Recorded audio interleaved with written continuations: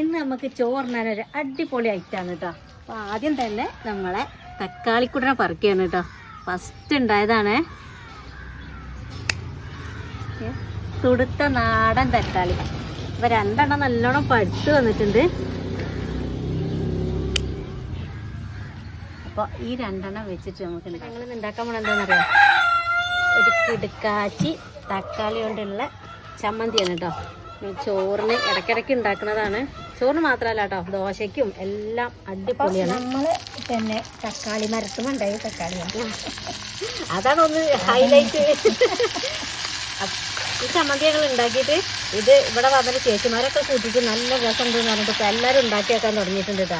അപ്പോൾ ഇത് ഉണ്ടാക്കുന്ന അറിയുന്നവരുണ്ടാവും, അറിയാത്തവർക്കും കൂടിയാണ് കേട്ടോ. അപ്പോൾ അതിൻ്റെ കൂട്ടത്തിൽ കുറച്ച് സാധനങ്ങൾ ഇട്ട് കൊടുക്കാൻ കേട്ടോ. ഇട്ടേ ഉള്ളൂ കേട്ടോ, ഒരു രണ്ടെണ്ണം ഉള്ളൂ കേട്ടോ.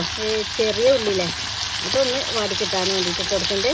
പിന്നെ അതേപോലെ തന്നെ കുറച്ച് വെളുത്ത വെളുത്തുള്ളി, പിന്നെ നമ്മൾ എരിവിനുള്ള ഉണക്കമുളക്, ലാസ്റ്റ് 2 ഇല കറിവേപ്പില ഉണ്ടാക്കുക മാത്രം. ഇത് ഈ എണ്ണയിൽ കിടന്നത് നല്ലോണം വെക്കട്ടെ കേട്ടോ. ഇങ്ങനെ ഒന്ന് വാട്ടിയെടുക്കുക കേട്ടോ.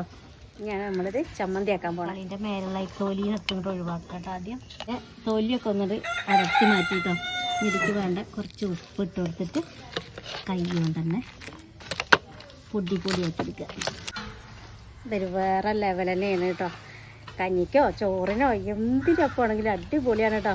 വായിൽ നല്ലോണം വെള്ളം വരുന്നുണ്ട് കാണുമ്പോൾ തന്നെ. എന്താ അപ്പോൾ ഉണ്ടാക്കാത്തതൊന്നും ഉണ്ടാക്കി നോക്കിക്കോളിട്ട് വേഗം.